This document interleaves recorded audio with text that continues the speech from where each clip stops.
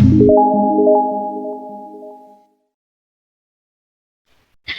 Guys, my name is Ashish Kulshreshtha and welcome to my YouTube channel. दोस्तों, class 10th की जो science है उसमें जैसे कि मैंने आपको डिवीजन बताए थे अपनी लास्ट वीडियो में, जिसका लिंक डिस्क्रिप्शन में है। उसमें केमिस्ट्री एक बहुत ही इंपॉर्टेंट रोल प्ले करता है। केमिस्ट्री की जो स्टडी है उसमें हम लोग एलिमेंट्स की स्टडी करते हैं, और एलिमेंट्स का हर एक जो स्मॉलेस्ट यूनिट होती है उसको हम लोग एटम कहते हैं। तो आज के इस वीडियो में मैं आपको एटम और उसके स्ट्रक्चर के बारे में जानकारी देने वाला हूं। अब ये होता तो वैसे 9th का टॉपिक है, 9th में इसमें जानकारी होती है, बट जब हम लोग 10th पढ़ना स्टार्ट करते हैं तो 9th की चीजें कुछ कुछ भूलने लगते हैं। तो इसलिए एक सिंपल सा एक इंट्रोडक्टरी पार्ट है ये। इसको अगर समझ लेंगे तो आपको क्लास 10th की केमिस्ट्री काफी इजी लगने लगेगी।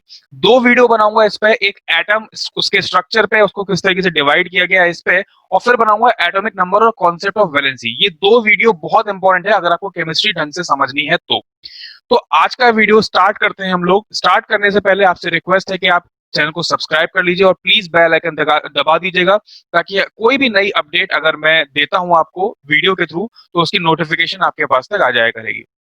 चलिए स्टार्ट करते हैं, लास्ट तक जरूर देखिएगा, सारी चीजें मैं आपको बता कर जाऊंगा। एटम क्या होता है? एटम हमारे किसी भी एलिमेंट की स्मॉलेस्ट यूनिट कहलाती है। स्मॉलेस्ट यूनिट कहलाती है, ठीक है ना। जैसे कोई हम घर बनाते हैं, घर बनाने के लिए सबसे स्मॉलेस्ट यूनिट क्या होती है? एक ब्रिक होती है ना। एक ब्रिक होती है सबसे स्मॉलेस्ट यूनिट।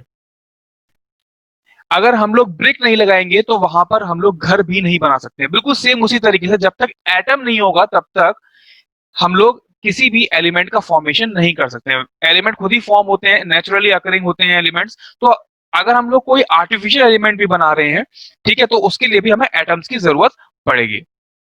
इसके जो स्ट्रक्चर है उस पर काफी सारी थ्योरीज बनी हुई हैं, काफी सारे मॉडल्स बने हुए हैं। जे जे थॉमसन मॉडल हुआ, रदरफोर्ड मॉडल हुआ, बोर्स मॉडल हुआ।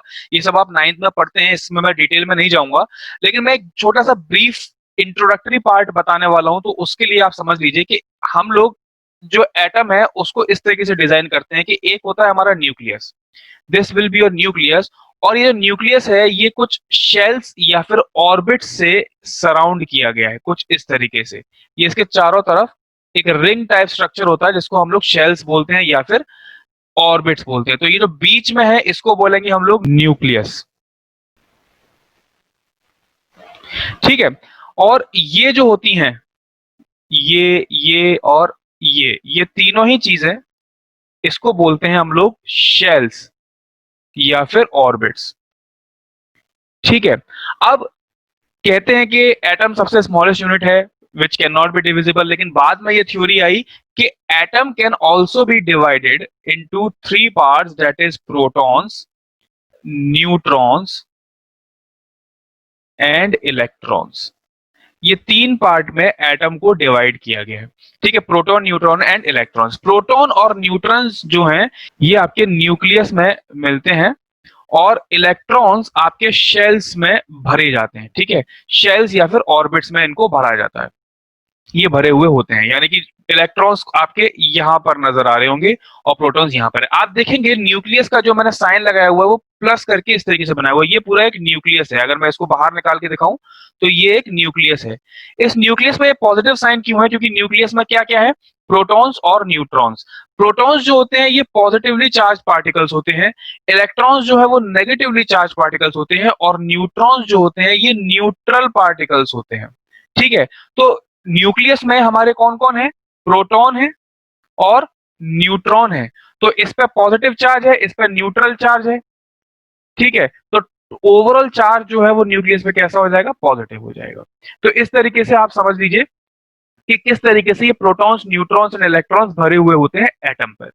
अब ये जो इलेक्ट्रॉन्स की फिलिंग है, इलेक्ट्रॉन्स की जो फिलिंग है, अच्छा एक उससे पहले इलेक्ट्रॉन्स की फिलिंग बताने से पहले आपको ये बता दिया जाए कि जो नंबर ऑफ प्रोटॉन्स होते हैं किसी भी एटम में, number of protons is equals to number of electrons, ठीक है। ये इलेक्ट्रॉन का सिंबल है, तो ये नंबर ऑफ इलेक्ट्रॉन्स और नंबर ऑफ प्रोटॉन्स दोनों बराबर होते हैं। न्यूट्रॉन का नंबर जो है वो अलग हो सकता है, ठीक है। सेम भी हो सकता है कई केसेस में, और ये डिफरेंट भी हो सकते हैं। जब ये एटम आयंस में कन्वर्ट होते हैं तो ये डिफरेंट भी हो जाते हैं, ठीक है। वो आगे की स्टडी है, वो आप लोग 9th में पढ़े होंगे। बहुत ज्यादा डिटेल में मैं नहीं जा रहा हूं अभी इस वीडियो में।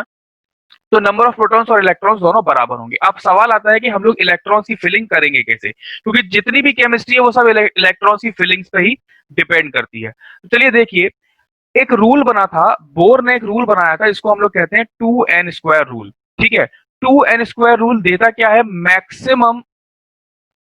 Number of maximum number of electrons in a shell. ये बताता है कि कितने number of electrons, maximum number of electrons मैं भर सकता हूं एक शेल में। यहां पर जो n है ये डिनोट करता है नंबर ऑफ शेल, यानी कि उस शेल का नंबर जिसकी मैं बात कर रहा हूं।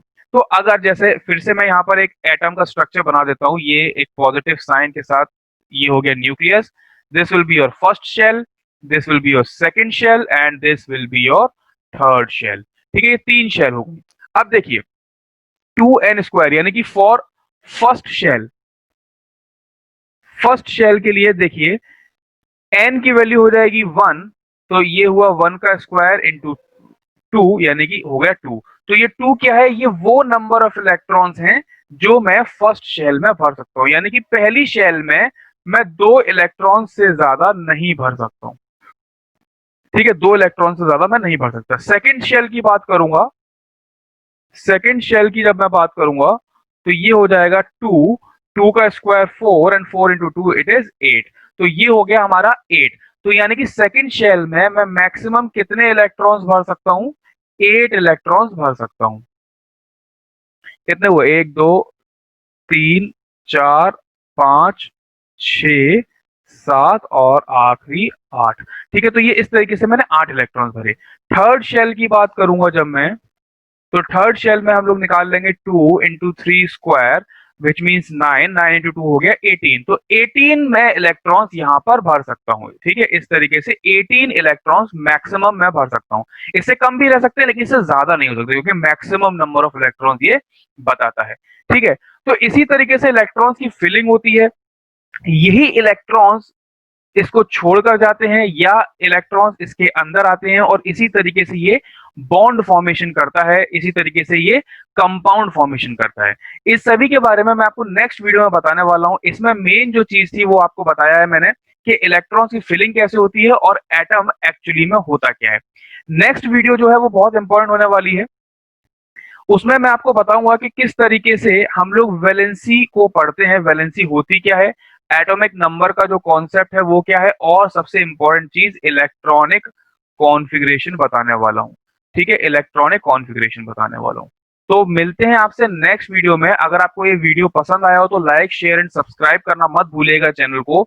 और इसके अलावा अगर आप ऑनलाइन क्लासेस चाहते हैं, ऑनलाइन इंडिविजुअल या ग्रुप क्लासेस चाहते हैं, तो मैं आपको इंस्टाग्राम का लिंक डिस्क्रिप्शन में प्रोवाइड कर दिया हूं, उस पे आप मुझे डीएम कर सकते हैं। इसके अलावा इससे पहले है जो मैंने सिलेबस डिस्कस किया हुआ है क्लास 10 साइंस का, उसको भी आप जाके देख लीजिए। उसमें आपको पता चल जाएगा कि आपको क्या क्या टॉपिक्स आते हैं और केमिस्ट्री में हम लोग किस तरीके से आगे बढ़ने वाले हैं। सबसे पहले कार्बन कंपाउंड पढ़ाऊंगा, बहुत जल्दी उसकी भी वीडियोस आने वाली हैं, लेकिन उससे पहले ये जो कॉन्सेप्ट हैं, ये वाली वीडियो, इसकी नेक्स्ट वाली वीडियो जो है वो बहुत इंपॉर्टेंट रहेगी। चलिए मिलते हैं आपसे नेक्स्ट वीडियो में, तब तक के लिए thank you so much, keep watching, keep learning, thank you.